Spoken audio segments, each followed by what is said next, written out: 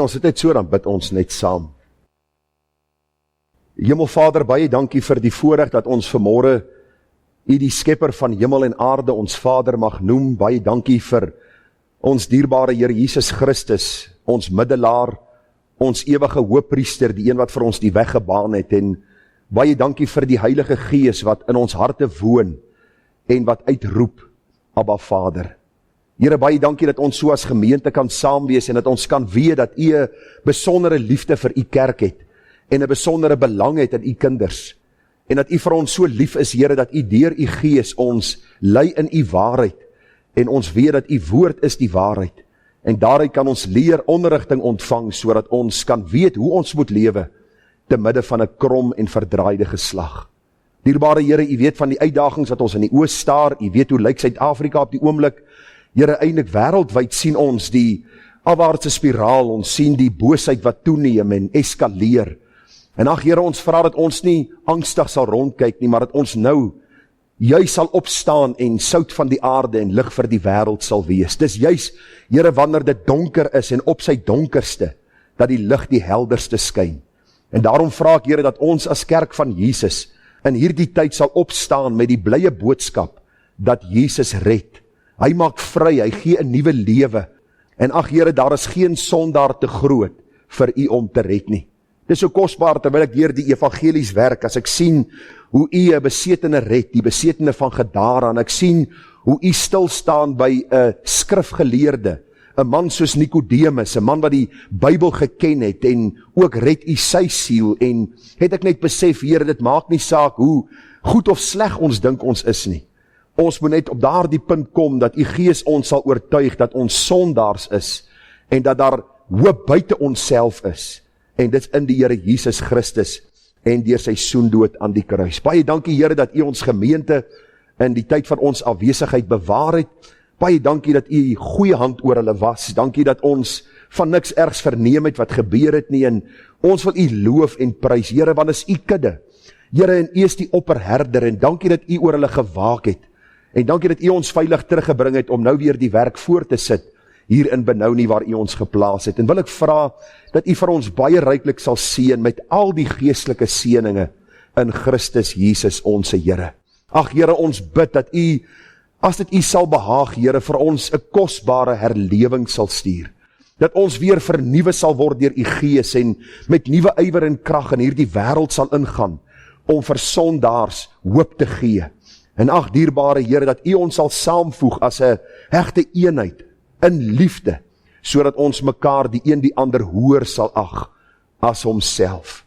Baie dankie Here, dat ons ook kan bid dat U nou die woorde van my mond en die oordenkinge van my hart welbehaaglik sal maak voor U aangesig, my Here, my rots en my verlosser. Gemeente, genade, barmhartigheid en vrede word vir U geskenk van God ons hemelse Vader en van ons dierbare Here Jesus Christus, en dit word kragtig vermenigvuldig deur die werking van sy Gees ook hier by ons. Amen. Nou vriende, ons nooi om die woord van die Here vanmôre saam met ons oop te maak by Openbaring die 2de hoofstuk. Nou wanneer dit kom by die lees van die woord en die prediking van die woord, is dit die hoogtepunt van ons erediens. Dis hier waar ons dan ook hoor wat die Here vir ons wil kom leer. Ons het vanmôre gesing dat die Heilige Gees sy kerk regeer deur die woord. Jy het dit raak gesien in die lied. En dis presies hoe die Here sy kerk regeer, is deur sy woord. Ons het nie nuwe profete nodig, of stemme van mense, of 'n nuwe een wat opstaan en sê, die Here het in my oor gefluister om vir jou te kom sê nie. Ons het God se woord, en die Bybel sê, dis 'n lamp wat skyn in 'n donker plek, tot daar die groot en deurligte dag aanbreek, wanneer ons die Here sal sien soos hy is. En ek moet vir u sê, hierdie vakansietydperk het ek nou baie tyd gehad om boodskappe te luister, te lees. Ek het bietjie weer deur die boek van John Bunyan gegaan, die pelgrim se reis na die ewigheid. Ek moet vir u sê, daar is geen ander boek soos die Bybel nie. Ek het hom al male sonder taal deurgelees, en elke keer as ek hom lees, dink ek by myself, hoe het ek hierdie gedeelte nog nie raak gesien nie, en hoe is dit dat ek hierdie saak nog nie verstaan het nie, en elke keer raak het vir my soos 'n ontdekkingsreis waarmee ek besig is.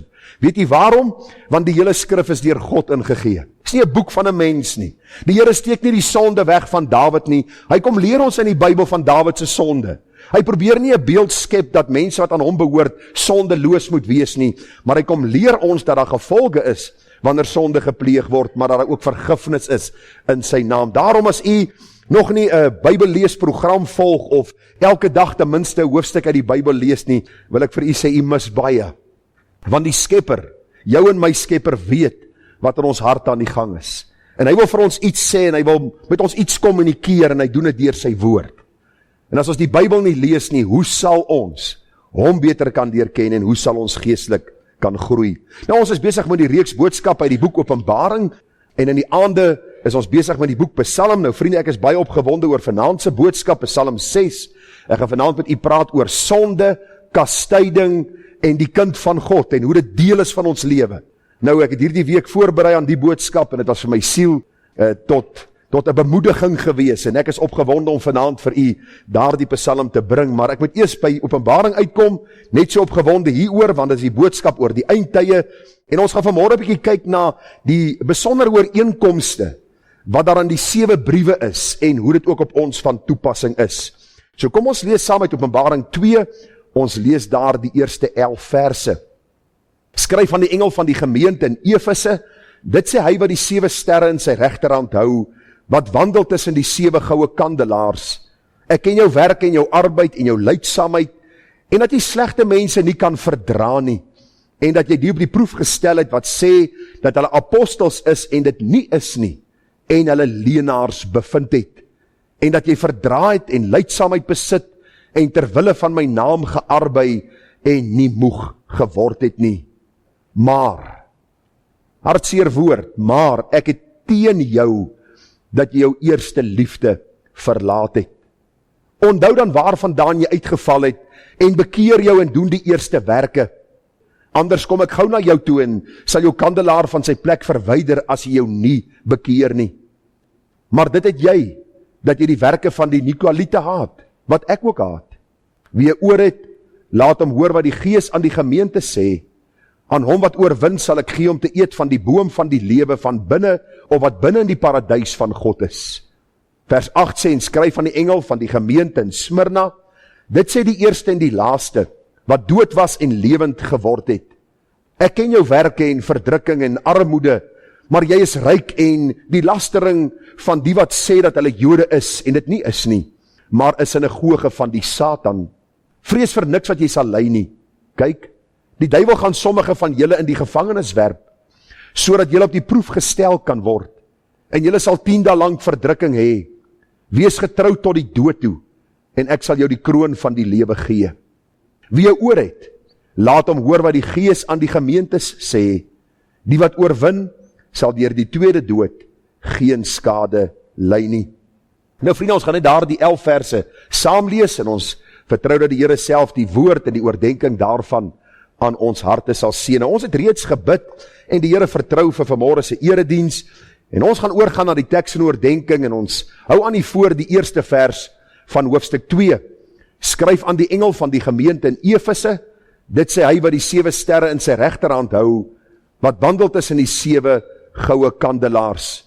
Die tema van vanmôre dan, besondere ooreenkomste in die 7 briewe en die boodskap daarin. Nou ek het vir u gesê vriende dat ons vanmôre bietjie inleidend gaan praat oor hierdie 7 briewe wat vir ons redelik bekend is. En ons gaan vanmôre bietjie kyk na wat die Here vir ons wil kom leer nou. Soos u weet is ek maar soos 'n onderwyser, 'n predikant is maar baie soos 'n onderwyser, hy moet net so bietjie weer die gedagtes verfris en kom ons gaan 'n kort oorsig hanteer oor die boodskappe wat ons al reeds hanteer het tot op hede en dan val ons weg by vanmôre se boodskap. Ek het gesê dat die boek Openbaring is 'n baie besondere boek, 'n boek wat nie 'n geslote boek is soos baie kerke vir ons leer nie, maar juis 'n openbaring, want die Here wil daardeur vir ons iets besonder kom leer. Nou Johannes, die disipel van die Here Jesus, is die skrywer van die boek Johannes, 1, 2, 3 Johannes en dan ook van die boek Openbaring. En hierdie boek handel oor die wederkoms van die Here Jesus Christus. Vriende, luister, hy gaan weer kom. En ek wil vir u sê, maak u self gereed, want dit gaan spoedig plaasvind. Ons weet nie wanneer nie, ons gee nie datums nie, ons is nie valse profete wat datums wil koppel om mense dan bang te probeer maak nie, maar juis wil ons waarskuwend optree om te sê, wanneer die dag en datum gaan wees, weet ons nie, maar die Bybel sê, maak gereed, want Jesus sal weer kom. Ons het met u gepraat oor die kronologiese volgorde van in die boek Openbaring. Vir u ook gedui, vriende, dat ons die boek Openbaring nooit allegories moet verklaar. En met ander woorde, ons moet nie van buitekant af iets in die skrif indra nie.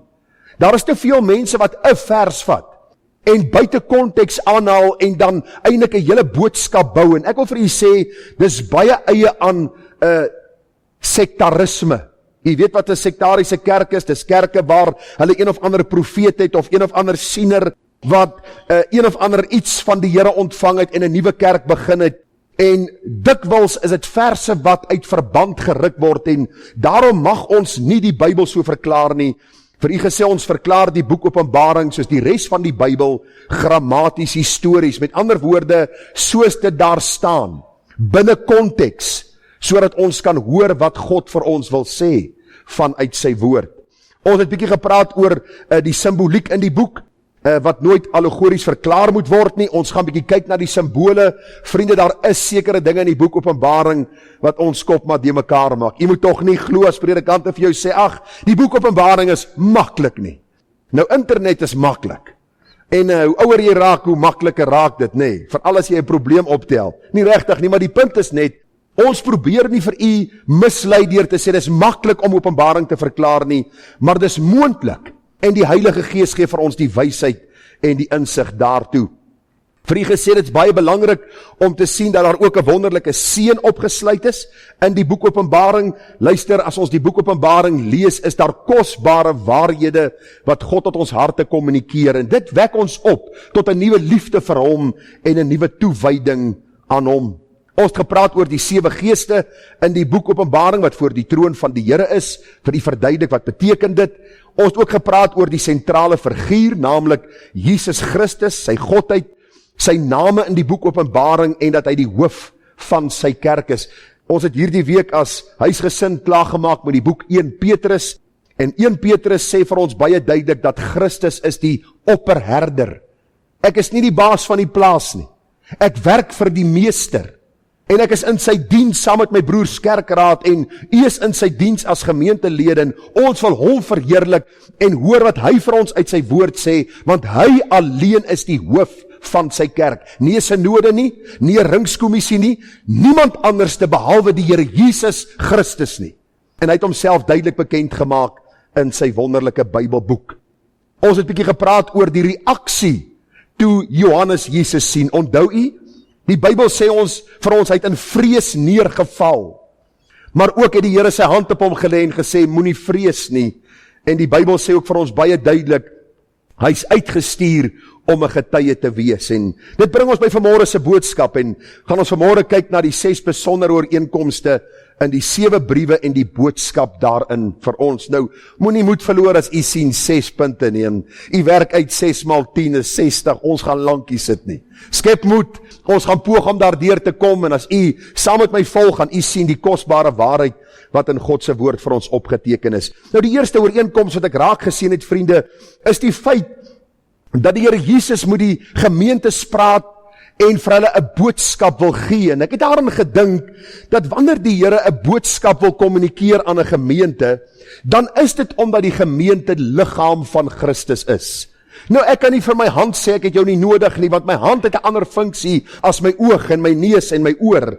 En die Bybel wil vir ons kom leer, en as ons kyk na hierdie boodskappe aan die 7 gemeentes, wil die Here kom leer dat hy een sentrale boodskap het, alhoewel die gemeentes verskillend geleef was, op verskillende plekke geleef was, en dan ook verskillende uitdagings in die oë gestaar het. Jy sien, as ons kyk na die kerk as liggaam van die Here Jesus, dan sien ons, vriende, dat die kerk 'n lewende organisme is, wat doelgerig moet funksioneer om die komende koning te verheerlik. En baie belangrik wat ek raak gesien het, elke lid het 'n afsonderlike taak en doel, en die een lid is nie belangriker as die ander nie. En daarom moet ons vanmôre weet dat ons vorm 'n gemeente, en as gemeente is ons deel van die liggaam van Christus. U kan daarvan gaan lees in Romeine 12 vers 5. Daar staan, soos ons almal saam een liggaam, en 1 Korintiërs 12:26, maar julle is die liggaam van Christus en lede afsonderlik. Toe ek deur hierdie 7 briewe gewerk het, het ek gesien dat die vyand juis teenoor die kerk van die Here Jesus sal opstaan. Gemeentes is dikwels so half uit die veld geslaan en staan verbaas en sê, ek wonder waarom hierdie vloedgolf van vervolging oor ons kom. En waarom hierdie stryd in ons gemeente, in ons midde is. Ek wil vir u sê, ons moet nie verbaas staan nie. Die vyand en sy mense, wat alreeds op pad na sy ewige verderf is, hy gee nie veel om vir hulle nie. Dis juist teen die kerk van die Here Jesus, dat die vyand dan ook gerig is en sy visiere instel om ons te probeer uithaal. Daarom kom die Here Jesus in Openbaring 2 en hy gee besondere boodskappe aan hierdie 7 gemeentes en daarom moet ons ook vanmôre hoor wat die Here vir ons daardeur wil sê. Die Here kom en hy gee sy woord aan Johannes om aan hulle 'n boodskap te kommunikeer. Dit is my so kosbaar om te sien dat die Here nie vir een gemeente die woord gee en vir ander een 'n profeet opwek en vir die ander een 'n siener gee en vir die ander een 'n droom gee nie, maar vir al 7 gemeentes praat hy deur sy woord. En dit is my so snaaks dat ons as die kerk van die Here Jesus op aarde deesdae die woord een kant skuif en sê dat die Here nou op nuwe maniere met ons wil praat en dan gebruik hulle daardie vers in Handelinge 2 wat sê in die laaste dae sal die Here sy gees uitstort en ou mense sal gesigte sien en jong mense die skrif heeltemal uit verband geruk. Al 7 gemeentes word deur God se woord dan ook aangespreek, bemoedig ensovoorts. Waarom? Want God se woord alleen is lewendig en kragtig. God se woord dring deur. God se woord is 'n beoordelaar van die oorlegginge en gedagtes van ons hart. Nou die eerste ding wat ek raak gesien het, vriende, is dat al 7 briewe begin met presies dieselfde woorde. Daar staan in Openbaring 2 vers 1, skryf aan die engel van die gemeente in Efese. Vers 8, skryf aan die gemeente, of aan die engel van die gemeente in Smyrna. Nou, u kan miskien vanmôre daar in die bank sit en dink, het hierdie gemeentes engele gehad, wat vir hulle gepreek het? Ek moet vir u slegte nuus gee, ek is 'n engel. Want die Bybel sê, die engel is maar net die boodskapper gewees. So dit was nie 'n groot man met magtige vlerke en gevlieg in die kerk en 'n magtige vertoon gelewer nie. Die engel is die woordjie angelos in die Grieks en beteken eenvoudig boodskapper of om 'n boodskap oor te dra of om 'n aankondiging te maak. So die engel van die gemeente van Benoni, sy naam is Gerard Bekes. En u kan agterkom, hy is nie 'n engel met vlerke nie, is 'n eenvoudige mens wat besig is om oud te word en besig om na die ewigheid te beweeg, maar daar is 'n boodskap wat die Here ook vir my gegee het om vir u te gee sodat ons gereed kan maak om ons Here Jesus te ontmoet. Nou vriende, wat vir my wonderlik was in hierdie voorbereiding is dat hierdie engel 'n boodskap ontvang het, of hierdie predikant van die gemeente in Efese, van Smyrna, van Thyatira, Pergamus, Philadelphia en Laodicea, hulle het 'n boodskap ontvang en hierdie boodskap was gewees dat hulle moet hoor wat in God se Vader hart aan die gang is. Wat is in sy hart aan die gang en wat wil hy aan die gemeente deur kommunikeer? En u moet tog nie dink dat die Bybel uitgedateer is nie. Ek het hier in my notas geskryf, vriende, daar is vandag te veel wat vir ons wil sê dat die Bybel nie meer relevant is nie. En hulle redenasie gaan as volg, hulle sê, die Bybel is nie meer relevant nie, omdat ons verskillende kulture het. Die een in Afrika se kultuur verskil van die een in Europa, verskil van die een in Amerika, en daarom is die Bybel nie meer relevant nie. Luister, jou kultuur het niks met die prys van eiers uit te waai nie. Jammer vir die platvloerse uitdrukking. Die woord van God gaan oor kulture. En die woord van God, deur God gegee, dring in die hart en in die siel van die mens. Daarom is daar 7 gemeentes, 1 boodskap, en die boodskap kom uit die hart van God, alhoewel daar klemverskywings is, oor wat in die gemeentes aan die gang was. Die Here sê vir ons baie duidelik, daar in 2 Petrus 1 vers 19, en ons het die profetiese woord, wat baie vas is. Hierdie woordjie baie vas beteken onwankelbaar. God se woord is onwankelbaar. Ons moet ag gee daarop soos op 'n lamp wat in 'n donker plek skyn. Hoe lank moet ons ag gee op hierdie woord wat in 'n donker plek skyn? Wat sê die Bybel? totdat die dag aanbreek en die môrester opgaan in julle harte. Luister, om mense te vermaak in 'n kerk, om mense besig te hou met een of ander opvoering, met een of ander iets wat hulle stimuleer vir 'n tyd lank, gaan hulle nie staande hou in tye van beproewing nie.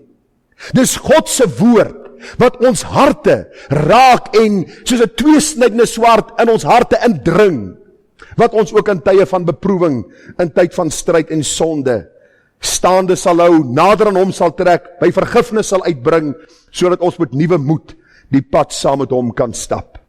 Hoor wat sê die Bybel in Psalm 19, die wet van die Here is volmaak, dit verkoop die siel. Die getuienis van die Here is gewis, dit gee wysheid aan die eenvoudige. Die bevele van die Here is reg, hulle verbly die hart. Die gebod van die Here is suiwer, dit verlig die oë. Johannes kom en hy sê, luister, aan die dominee van hierdie gemeente in Efese van Smyrna, hy sê, luister, ek het 'n boodskap van God om aan julle te kommunikeer. Hierdie boodskap is vas, hierdie boodskap is onwankelbaar, hierdie boodskap sal tydloos wees, ook vir hulle wat vandag sit in Benoni gemeente, omdat dit juis uit die Vaderhart van God kom. Hy sê vers 10, die vrees van die Here is rein, dit bestaan tot in ewigheid. Die verordeninge van die Here is waarheid, tesame is hulle regverdig. Hulle is begeerliker as goud, ja, as baie fyn goud en soeter as heuning, en heuningstroop ook word u knegt daardeur gewaarsku, en die onderhouding daarvan is groot loon. So met ander woorde, ons sien baie duidelik, dat al 7 briewe begin met presies dieselfde woorde, en die woorde is skryf, Johannes skryf neer, wat God vir jou sê, om aan die gemeente te sê, want aan elke gemeente is daar 'n boodskap, ongeag die unieke omstandighede, waarin hulle hulself bevind. 2 Timoteus 3:16 verduidelik dit vir ons mooi. Die hele skrif is deur God ingegee. Dis nuttig tot lering, weerlegging, teregwysing, onderwysing in die geregtigheid. Vers 17 het ek onderstreep op die bord. Sodat die mens van God volkome kan wees, vir elke goeie werk volkome toegerus. Vriende, ek weet nie of u lief is vir geskiedenis nie, nou ek is nogal lief vir kerkgeskiedenis. As u bietjie gaan terugkyk in die kerkgeskiedenis, sal u agterkom, tye waar herlewing plaasgevind het, was toe die kerk 'n hoë agting vir God se woord gehad het. In tye waar valse herlewings en dwaalleringe plaasgevind het, is wanneer die Bybel eenkant geskei was en nuwe profete opgestaan het en mense wat namens God wou praat en mense wat snaakse goed in die kerk gedoen het. Ek is vanmôre hier om vir u die boodskap te gee dat die Bybel, God se woord, is die enigste bron van waarheid wat ons kan lei om meer te word soos die Here Jesus en dat ons toegerus kan wees vir elke goeie werk. Hoor wat sê die Here Jesus self. Hierdie liefdevolle Here Jesus sê in Johannes 12:47. As iemand na my woorde luister en nie glo nie, ek oordeel hom nie, want ek het nie gekom om die wêreld te oordeel nie, maar om die wêreld te red. Vers 48, wie my verwerp en my woorde nie aanneem nie, het een wat hom oordeel. Die woord wat ek gespreek het, dit sal hom oordeel in die laaste dag. U sal sien soos die boodskap omvou, sal u sien hoe hierdie boodskap, hierdie woorde, ook die gemeentes geoordeel het, wat nie wou luister nie. So die eerste gedagte dan, al 7 briewe begin met dieselfde woorde, en dit is, dat ons sal hoor wat God vir ons wil sê. Die tweede gedagte wat ek raak gesien het, al 7 briewe eindig met presies dieselfde woorde. Miskien het u dit al opgetel terwyl u deur die boek Openbaring gewerk het, maar Openbaring 2 vers 7 sê, wie 'n oor het, laat hom hoor wat die Gees aan die gemeentes sê. Nou as u kinders het, sal u die terme ken, as jy vir 'n kind sê, luister seun, is jy doof? Het jy nie gehoor, pa het vir jou gesê, jy moet sis en so doen nie? En dan kyk hy jou so, asof hy dink, pa, as jy kens, jy weet mos ek is nie doof nie. En dis die probleem, dis nie dat ons nie kan hoor nie, of dat ons doof is nie, maar ons luister nie. Daarom kom die Here, hy sê, ek skryf vir jou my woord, ek kommunikeer my woord aan jou leraar, sodat hy jou kan leer, maar jy het 'n verantwoordelikheid, draai jou oor en hoor. En hoor vriende, wat sê die Bybel vir ons? Hierdie Griekse woordjie of hierdie sinsnede beteken letterlik om jou oor te draai. Nou, jy weet mos, as iemand 'n kinderstorie wil vertel, dan praat hulle sagter. Hulle sê, hoor gou hier. En dan druk jy die oor so naby, dan en dan praat hulle en jy luister en baie keer is daar 'n glimlag op jou gesig en baie keer is daar so strak uitdrukking as die storie miskien jou ontstel het. En die Bybel wil vir ons vanmôre sê, en ek as leraar van die gemeente wil vanmôre vir u sê, draai jou oor en luister wat God ook vir Benoni wil sê. Want daar is 'n boodskap, 'n tydlose boodskap wat hy aan ons wil oordra. Tydens Jesus se aardse bediening het hy presies dieselfde vir sy gehoor gesê. Hy sê daar in Matteus 11 vers 15, wie ore het om te hoor, laat hom hoor. Die Here Jesus vertel die gelykenis van die saaier en hy sluit hierdie gelykenis af daar in Matteus 13 vers 9 en hy sê wie ore het om te hoor, laat hom hoor. U sien, ons wat kan hoor, ons moet luister en ons moet ag gee op God se woord. Waarom? Ek lees vir u wat sê die groot Puritein Richard Baxter. Hy sê, remember that all these sermons must be reviewed and you must answer for all you have heard. Whether you heard it with love or with unwillingness and weariness, with diligent attention or with carelessness. And the word which you hear shall judge you at the last day. Hear therefore as those that are going to judgment to give account of their hearing and obeying. Hier is vanmôre omtrent 80, 90 mense in ons kerkgebou. Hier sit vanmôre mense wat nie wil luister nie. Hier is mense vanmôre wat nie hier wil wees nie. Hulle is miskien gedwing of miskien saamgesleep en gesê kom luister na hierdie engel in Benoni. En jy sit miskien vanmôre en dink hy's nie 'n engel nie. Dit klink of hy raas met ons. Maar hoe dit ook al mag sy, jy is miskien vanmôre hier en jy dink miskien aan die Springbokse rugby van gister of die golfgame wat jy gespeel het en jy luister nie met aandag nie, dan wil ek vanmôre vir jou sê, ook van hierdie boodskap sal God van jou en my rekenskap eis. Daarom sê hy vir die engel van die gemeente, sê vir hulle wat op my hart is, laat hulle die oor draai en hoor, want God wil vir ons iets sê. Ek het vanmôre daaraan gedink en die gedagte het na vore gekom, hoekom sal u vanmôre hier wees? Dis nie om my te sien nie. Miskien 'n deel daarvan is ja, ons het lief geraak vir mekaar. Dis lekker vir ons om u te sien en u sien ons. Maar die belangrikste rede waarom u hier is, om te hoor wat het die Here op my hart gelê om vir u te sê, sodat u kan regmaak om hom te ontmoet. Stem u saam? En dis die begeerte van my hart, dat ons sal luister met aandag, dat ons sal luister en sê, maar Here, ek wil hoor wat die prediker vanmôre sê, sodat ek kan doen wat hy sê, sodat ek eendag voor u kan staan en kan hoor, mooi so. Dit help nie ons as predikante probeer sê wat mense wil hoor, en daar gaan 'n dag aanbreek dat daar die mense voor die Here moet gaan staan en die prediker verantwoordelik gehou sal word nie. Daarom is dit belangrik dat ons moet hoor, dis 'n boodskap van die Here in die tweede plek, die oor moet gedraai word, sodat gehoor kan word. Elke brief begin, in die derde plek vriende, elke brief begin deur 'n besondere aankondiging te maak van een of ander van Jesus se karaktertrekke soos weergegee in Openbaring 1 vers 12 tot 18. Nou jy sal onthou Openbaring 1 het die Here aan Johannes verskyn op die eiland Patmos en daar sekere duidelike karaktertrekke wat na vore gekom het. En ek gaan vir u net gou 'n paar van dit noem en dan die boodskap daarin. Ongelukkig moet ek bietjie vinnig daardeur gaan, so as u vanmôre dink ek het 'n Duracell battery in, u is doodreg. En hy's gelaai en ek moet vinnig deur die inligting gaan sodat ons uiteindelik kan kom by die laaste gedagte. Nou Openbaring 2 vers 1 staan daar skryf aan die engel van die gemeente in Efese. Dit sê hy wat die 7 sterre in sy regterhand hou, wat wandel tussen die 7 goue kandelaars.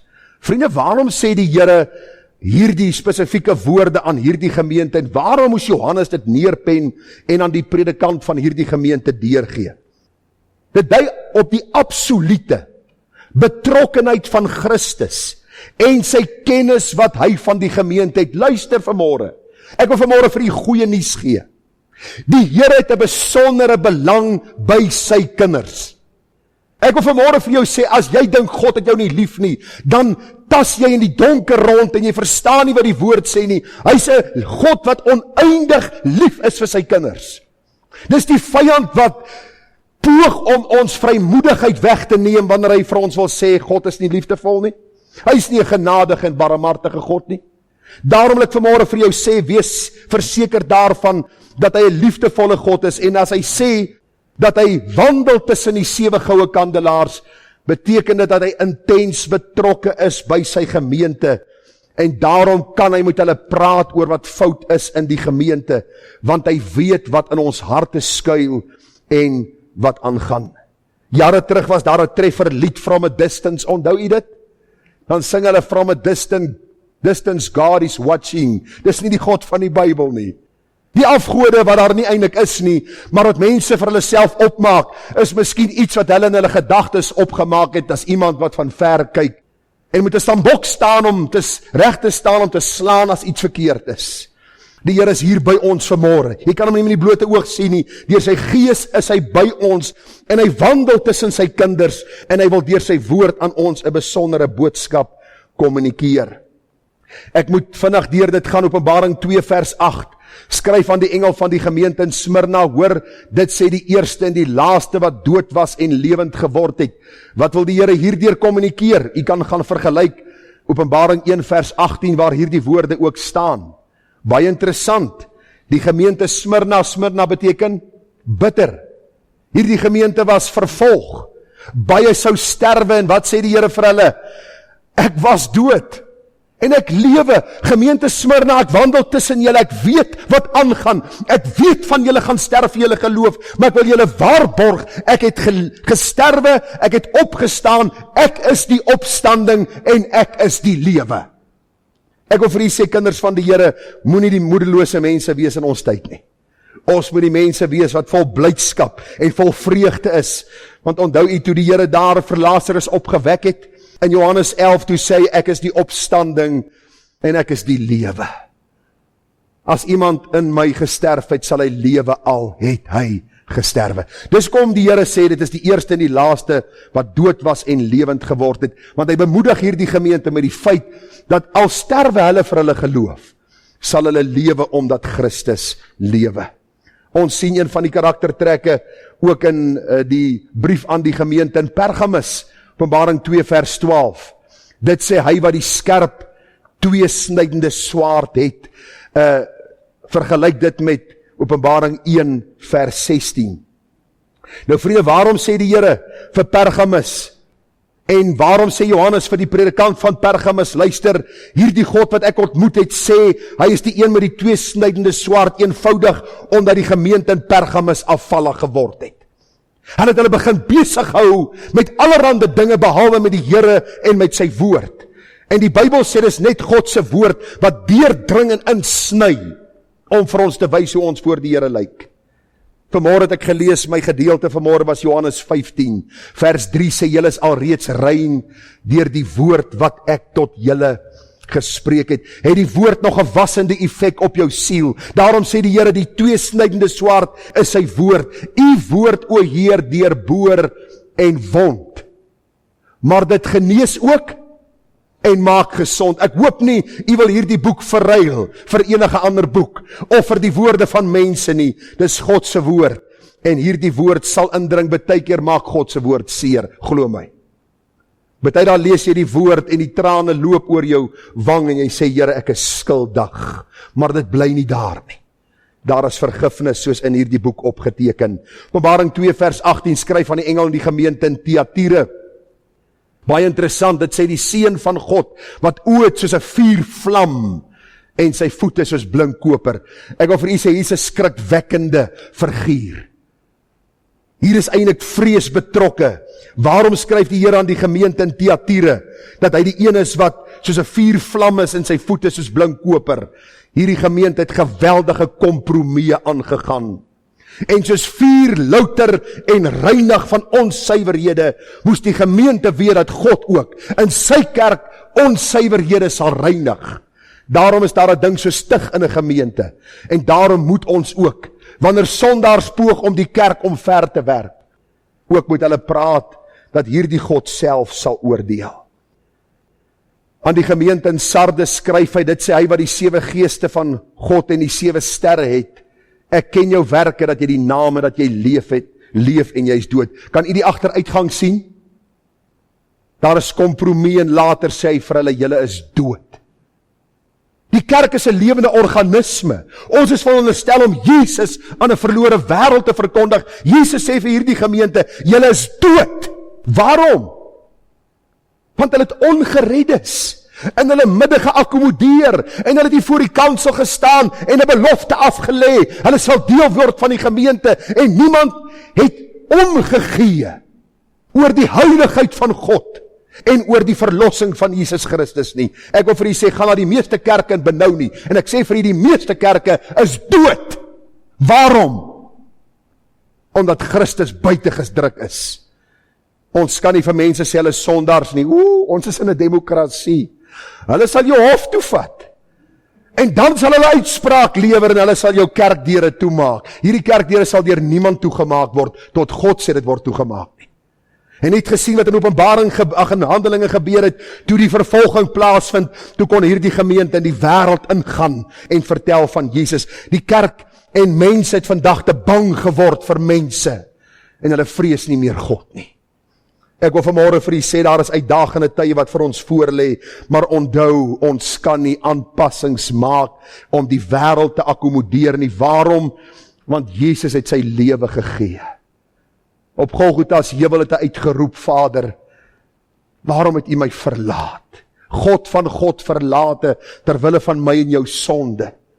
Daarom mag ons nie 'n kerk wees wat dood is, omdat ons mense wil akkommodeer en bang is die deure maak toe nie. As God 'n werk begin het, sal hy dit volëindig. Ek lees gou vir u wat sê aan die gemeente in Philadelphia. Dit sê die heilige, die waaragtige, wat die sedel van Dawid het, wat oopmaak en niemand sluit en hy sluit en niemand maak oop nie. Ek wil gou vir u vra, wat sal u sê wat gebeur hier? Waarom word hierdie gedagte of karaktertrek van Christus aan hierdie gemeente deurgegee? Iemand al 'n studie gedoen? Philadelphia was die gemeente wat gesmaak het? Herlewing.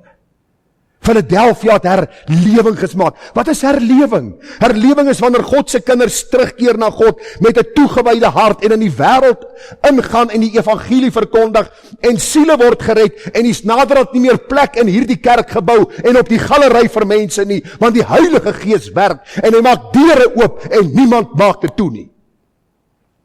Ek weet nie van u nie, maar ek bid. Glo my, ek roep na die Here, ek smeek hom om vir ons herlewing te gee. Maar dit moet by my begin, as die leraar van hierdie gemeente. Dit moet by my vrou begin en by my kind, en dan by my kerkraad en by u, dat die wêreld weer kan sien hoe lyk mense, wat nuut gemaak is, wat uit die duisternis na die wonderbare lig gekom het. O, kosbare bemoediging vir hierdie gemeente. Hy sluit oop, want Christus het die sedel van Dawid. En dan aan die gemeente in Laodicea. Dit sê die amen, die getroue en waaragtige, die begin van die skepping van God. U ken mos die Laodicea gemeente, die afvallige of die lou gemeente. Hulle het mooi klanke gemaak en nou kom die Here en hy sê, luister, my evaluasie van julle is waaragtig en betroubaar. Julle dink julle is hierdie gemeente wat ryk en verryk geword het. Julle dink julle het baie geld in die bank. Julle dink julle het mooi stoele en tafels en julle kerkgebou blink. Maar ek wil vir julle sê, julle geestelike lewens stink. Ek moes dit gesê het, want dit het geruim. Die gedagte net wat ek vir u wil sê, wat sien die Here vanmôre van ons? Sê hy vanmôre ook miskien van ons? Luister, buitekant is dit mooi, maar hoe lyk dit binnekant moet julle? Sy getuienis is belangriker as my getuienis van myself. Daarom wil ek vir u sê dat ons deurgangs die Here moet vra vir wysheid en insig. En ek sien die tyd is amper klaar, so kom ons probeer deur die boodskap kom. Aan die 7 gemeentes gee hy ook in die 4de plek 7 beloftes. Dis kosbaar om te sien dat die Here nie net vinger wys en sê, jy het jou eerste liefde verlaat en luister, jy het valse leraars ingebring en luister, hierdie is verkeerde dinge en hy kom ook met beloftes. Kosbaar hierdie God wie ons dien. Openbaring 2 vers 7, hom wat oorwin sal ek gee om te eet van die boom van die lewe wat binne in die paradys van God is. Nou, ek gaan nie vanmôre iets hieroor sê nie. Ek gaan net die beloftes vir u noem en 'n toepassing maak. As ons kom by die 7 gemeentes, gaan ek daaroor praat. Is dit reg so? Anders dan gaan ons tot middernag hier sit. Nie eens midderdag nie, so. Maar in elk geval, hy sê, as julle oorwin, sal ek gee om te eet van die boom van die lewe, 'n belofte. Vir die volgende gemeente sê die Here, die dood, verskoon, ek lees weer oor uit, laat hom hoor wat die Gees aan die gemeente sê, die wat oorwin sal deur die tweede dood geen skade ly nie, die gemeente Smyrna. Ons lees dan vir die gemeente Pergamus, sê die Here, aan hom wat oorwin sal ek gee om te eet van die verborge manna, en ek sal hom gee witkeersteen, en op die steen 'n nuwe naam. Hy sê vir die gemeente Thyatira, en aan hom wat oorwin en my werke tot die einde toe bewaar, sal ek mag oor die nasies gee. Hy sê vir die gemeente Sardes, wie oorwin sal beklee word met wit klere, en ek sal sy naam nooit uitwis uit die boek van die lewe nie. Ons gaan 'n bietjie daaroor praat, want baie mense sê, sien, die Here sê, hy kan jou naam uitwis as hy wil, maar hier sê hy sal nie. Dis nie wat die gedeelte sê nie, ons gaan daaroor praat. Aan die gemeente Philadelphia, die belofte, wie oorwin sal ek hom 'n pilaar in die tempel van God maak, en hy sal daar nooit weer uitgaan nie. Sien u, vir elke gemeente is daar 'n belofte, selfs vir die gemeente in Laodicea, aan hom wat oorwin sal ek gee om saam met my te sit op my troon, soos ek ook oorwin het, en saam met my Vader op sy troon gaan sit het. Wat is die toepassing op ons vanmôre?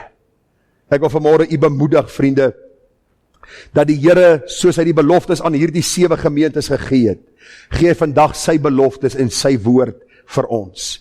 Ons kan hierdie beloftes in sy woord toepas in ons lewe, sodat ons onberispelik voor hom kan wandel en moed kan skep in hierdie tyd. Toe my broer oorlede is, die 2de Junie, of die einde Junie verskoon, toe hy oorlede is die 22ste, daardie dag, toe gaan ek in my studeerkamer en in moedeloosheid, gaan sit ek daar en ek begin deur die boek Jesaja werk. Jesaja van alle boeke.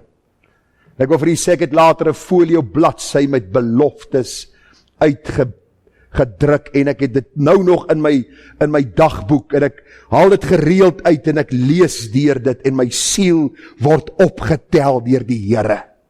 Want sy beloftes is ja en amen. Kom ek lees vir u 2 Korintiërs 1 vers 20. Want hoeveel beloftes van God daar ook mag wees, in hom is hulle ja en in hom amen, tot heerlikheid van God. Baie interessant dat die Here my voorberei het, dat 7 dae later my pa sou sterwe. Hy berei my voor deur beloftes van bemoediging vir daardie 7 dae, sodat ek die nuus kry 7 dae later my pa is dood. Toe is daar eintlik in my hart 'n dankbaarheid dat hy nou by die Here is en sy geloof het oorgegaan in aanskoue. Dis wat die Here wil doen. Luister, hierdie boek is nie dood nie. Die lewende God praat deur sy woord tot my en jou hart, as jy maar net die oor wil draai en wil luister. Daar is baie stemme wat jou, en baie dinge wat jou aandag van die woord wil aftrek. Neem tyd met die woord. Die Here sê in Jesaja 62 vers 6 en 7, O Jerusalem, ek het wagte op jou mure uitgesit, wat gedurig deur die hele dag en die hele nag nie sal swyg nie. O julle wat die Here herinner aan sy beloftes, moenie rus nie en laat hom nie met rus nie, totdat hy Jerusalem bevestig en maak tot 'n lof op aarde. Herinner jy nog die Here aan sy beloftes? U vra miskien, maar wat se beloftes kan ek die Here aan herinner? Een van hulle is vir my in Filippense 1 vers 6, wat ek gereeld sê, Here, U sê, U het 'n goeie werk in my begin. Ek het myself nie gered nie, ek kon U nie soek nie, want ek was dood in my sonde en misdade. U het my kom soek, U het my geestelike lewe kom gee, en Here, U sê, ek kan juis hierop vertrou, dat U wat die goeie werk begin het, dit sal voleindig. Party daar val ek, party daar struikel ek, dan dink ek by myself, gaan ek dit maak? Dan kom die vers in my hart, hy het 'n goeie werk begin, hy sal dit voleindig. Die een wat dit begin het, sal dit voleindig. En ek wil vir u sê, ewe skielik raak hierdie swaarmoedigheid word verander in blydskap, want die lewende God, deur sy lewende woord, praat in hierdie siel en bring lewe en lewe in oorvloed. Daarom ek vir u sê, die beloftes wat vir hierdie gemeentes gegee is ook beloftes wat u en ek ter harte kan neem. In elke brief vind ons dat die Here 'n duidelike aankondiging maak. Hy sê, ek ken jou werke. Gaan lees die gemeente Efese, Smyrna, Pergamus, Philadelphia, Thyatira, ek ken jou werke. Nou, ek het nie een van u gesien vir omtrent 4 weke nie. Ek wil dit eintlik nie sê nie, dit klink lank, né? Maar ek moes rus. Maar ek het u nie gesien nie, het my nie gesien nie. Maar as die Here hier voor by my moet begin en hy gaan deur tot daar agter by Win en op die galery, wat sou hy gesê het van ons werke? Wat ons gedoen het ons werke getoon dat ons aan die Here Jesus Christus behoort? Het ons spraak, het ons optrede verander gewys dat ons van die duisternis oorgegaan het na die lig? Ek vra jou, want die Bybel sê vir ons word nie gered deur die werke van die wet nie. Ons word gered uit genade deur geloof, maar ons werke wys wat die Here in ons hart gedoen het. Hierdie week toe ons stiltyd hou, toe vra ek vir Calvin, ek sê vir hom, seun, pa wil jou vraag vra. Kan ek in jou hart sien dat jy gered is? Nee. Ek het nou nie daai oë wat hulle nou vir die superheroes gee nie, hulle kyk mos so, dan sien hulle sekere goed deur mure, en ek het nie daai oë nie. Ek sê vir hom, seun, hoe kan pa weet dat jy by Jesus uitgekom het? Hy sê, pa, deur wat ek doen.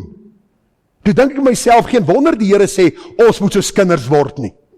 Ons wil van die geestelike lewe hierdie geweldige, intellektuele en moeilike, ingewikkelde saak maak, waar ons sekere terme en sekere goed noem. Luister, is eenvoudig, het Jesus jou sonde vergewe, en leef jy nou tot sy eer? So maklik soos dit. Nou vra jy, maar waarom moet ek Sondag na Sondag kerk toe gaan as dit so maklik is? Want ek vergeet so gou. En daarom moet ons hoor elke Sondag, sodat ons kan gaan doen. En dan val ons in die week, dan kom ons terug en hoor ons, en dan gaan doen ons. En hoe meer ons hoor en doen, hoe meer verander ons lewe, sonder dat ons dit self sien. En mense kom agter, maar jou werke getuig van 'n werk wat God in jou siel gedoen het. En dis wat die Here vir hulle sê, ek ken jou werke. U sien, vriende, die gemeentes moes weet, dat die Here sien, hy weet, hy is intens betrokke by sy saak en werk hier op aarde. Hy weet wat in elke gemeente aangaan, hy ken ons harte, ons gesindhede, ons bedoelinge, ons programme, ons onderlinge probleme, hy weet alles. Spreuke 15 vers 3, op elke plek is die oë van die Here en hulle beskou opmerksaam die slegtes en die goeies. As u vanmôre deur die Here geëvalueer moes word, en ek moet deur die Here geëvalueer word, wat sou hy gesê het? Waarmee was jy hierdie week besig? En hoe lyk ons werke voor die Here? Hebreërs 4:13 sê, daar is geen skepsel onsigbaar voor die Here nie. Maar ons is almal openbloot voor die oë van hom, met wie ons te doen het. Gister toe ek gaan ertjies koop het, nou ons eet ryslaai by ons, nou mense sê, dis 'n vreemde dis, tot jy hom geëet het. Dan wil jy hom nie ophou eet nie, dis hoekom ek soos 'n ou sakkie rys lyk. Maar die gedagte, toe ek hier ertjies gaan koop, hier by 'n winkel, klim ek uit en hierdie swart man sê vir my, oh, it's hot today. Ek sê vir hom, dit is warm, ek stem met jou saam, ek sê, maar as jy die Here nie ken nie, sal jy agterkom, wat is warm. Min of meer in daai lyn, en ek praat bietjie met hom, ek gee vir hom in Sesotho 'n traktaatjie of 'n klein Bybeltjie, en die gedagte kom net, geen skepsel is onsigbaar. Selfs daardie swart man, wat wag staan by daardie winkel om karre op te pas, die Here sien hom, hy sien sy werk, hy sien my werke, hy sien jou werk, hy sien ons gemeente in geheel, en daarom sê die Bybel, alles is oop en bloot voor hom. As jy vanaand die studeerkamer deur van jou toemaak en niemand sien jou nie, sien God jou. Jy daar die selfoon hou en jy lag en jy kyk hierna goed en almal dink jy's besig om iets opbouends te kyk en jy's besig om sonde te pleeg, sien God jou. En hy sien my. En luister, moenie met God mors nie. Hy's 'n genadige en barmhartige God, verseker, maar die Hebreërs skrywer sê, male sonder taal, vreeslik is om te val in die hande van die lewende God. Ek wil vanmôre vir u sê, die Here sê, hy kyk van die hemel af, Psalm 33:13, en hy sien al die mense kinders. Uit sy woonplek aanskou hy al die bewoners van die aarde, hy wat die hart van hulle almal formeer, wat let op hulle werke. As hoof van sy kerk is die vraag, wat sien hy vanmôre van benou in die gemeente? Ek kom by die laaste punt, dis die profetiese boodskap in die boek, en ek gaan nie vanmôre vir u weer eens, nie alles moet u deel nie, want ons gaan dit by die gemeentes hanteer, wanneer ons een na die ander gemeente hanteer, maar die Here kom en hy gee die profetiese boodskap, hy sê, as jy nie luister nie, dan sal ek kom en ek sal die kandelaar van sy plek verwyder. Vir die gemeente in Smyrna, as julle nie, hy sê vrees vir niks nie, kyk die duiwel gaan sommige van julle in die gevangenis werp, sodat julle op die proef gestel kan word. Julle gaan 10 dae lang verdrukking bly, wees getrou tot die dood toe. Met ander woorde, die profetiese boodskap wat oor hulle gaan kom. Vir die gemeente Pergamus, bekeer jou, anders kom ek gou na jou toe en sal teen jou oorlog voer. Dink mooi, God voer oorlog teen sy eie gemeente. Dis scary, soos die kinders sê. Dis genoeg om jou te laat bewe, as God teen jou oorlog begin voer. Openbaring 2 vers 21, die gemeente Thyatira, kyk, ek werp haar neer op 'n siekbed, en die wat met haar oorspel bedryf het in 'n groot verdrukking, die profetiese boodskap wat met hierdie gemeente sou gebeur. Sardes, onthou dan hoe jy dit ontvang en gehoor het en bewaar dit en bekeer jou. As jy dan nie wakker word nie, sal ek op jou afkom soos 'n dief, en jy sal nie weet in watter uur ek op jou afkom nie. Ek wil vir u sê, baie keer as ek lees en ek sien wie hierdie heilige God is, dan is daar 'n bewing in my siel. En dit word opgelos by die kruis, waar ek weet ek vergifnis ontvang het. Philadelphia, die plek waar herlewing gesmaak is, sê die Here, omdat jy die woord van lydsaamheid bewaar het, sal ek jou ook bewaar in die uur van beproewing. Laodicea, maar omdat jy lou is en nie koud of warm nie, sal ek jou uit my mond uitspieg. Wat is die profetiese boodskap, vriende, van hierdie gemeentes? Veral die 5. Waarteen die Here die waarskuwing uitgespreek het, bestaan nie meer vandag nie. Dis ruïnes. Dis gemeentes wat tot niet gegaan het. Dis gemeentes wat nie meer bestaan nie. Waarom bestaan hulle nie meer nie? Is omdat hulle God geterg het en nie na hom geluister het nie. Hy het vooruit deur die predikant gewaarsku. Hy het sy woord gestuur. Hy het sy beloftes gestuur. Hy het gepleit dat hulle moet luister en hulle wou nie luister nie. Kom ek sê vanmôre vir u, wat is die toepassing? En ek sluit met dit af. Ons in Suid-Afrika, en ek gaan dit vanmôre beperk na ons in Suid-Afrika. Ons kerke word vandag verkoop as moskees. Gaan kyk wat gaan aan in Pretoria. Kerke waar herlewing plaasgevind het, is moskees vandag. Is besighede. In Europa waar herlewing uitgebreek het, word hierdie kerke gebruik as drinkplekke. Waarom? Omdat mense nie wil luister as God praat nie. Wat wil ons hê? My vraag baie keer aan mense is, wat wil jy uit die Bybel hê? Goeie nuus dat jy nie hel toe sal gaan nie, maar jy wil die res van jou lewe leef soos jy wil, vir wie jy wil, en maak soos jy wil. Die Here is nie te vind vir so godsdienst nie. Hy sê vir hierdie gemeentes, luister, ek het 'n saak met julle moet julle bekeer, hulle wou nie. En die gemeentes het tot niet gegaan. Die kerk in Suid-Afrika is besig om swaar te kry. Waarom? Omdat die kerk niks anders te geword het as 'n rowerspilonk. 'n Plek waar goddeloosheid geakkommodeer word nie. En ek sê vir u vanmôre, meer kerke sal toemaak as predikers hulle nie tot God bekeer nie. Want die probleem is op die kansels. Predikante is diensknegte in die meeste gevalle, ek wil nie veralgemeen nie, maar in die meeste kerk het predikante diensknegte van Satan geword. Hulle sê wat die mense wil hoor. Hulle praat soos die regering wil hê hulle moet praat. Hulle akkommodeer sonde. Hulle is besig om die God van hemel en aarde uit te daag, en ons dink dat die Here sy oë sal toemaak daaroor.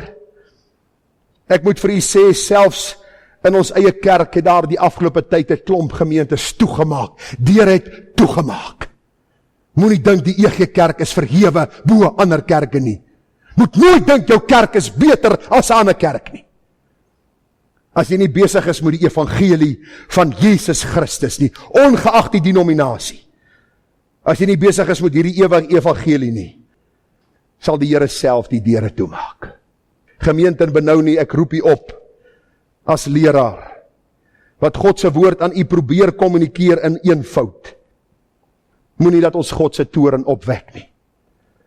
Moenie met sonde speel nie.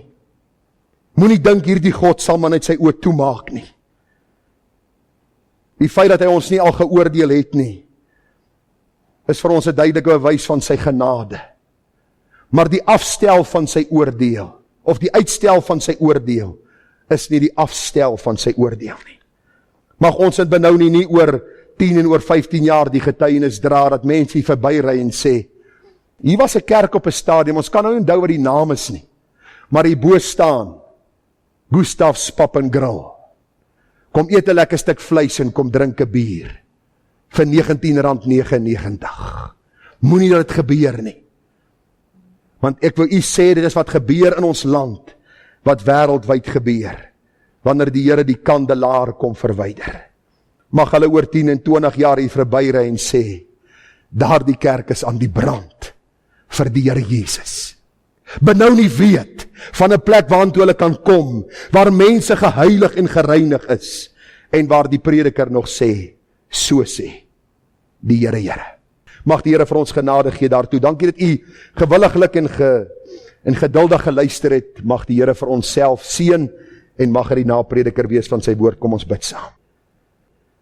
Hemelvader, dit is 'n sterk boodskap, dit is 'n sterk uitdaging, 7 gemeentes, unieke omstandighede, 1 boodskap, en dit is dat God weet, hy sien, hy oordeel, en dan ook is hy die een wat self die bemoedig en versterk wat getrou aan hom is. Mag ons as Benoni gemeente, Here, die boodskap hoor en mag ons getrou aan u wees. Ons is nie volmaak nie, ek weet, Here.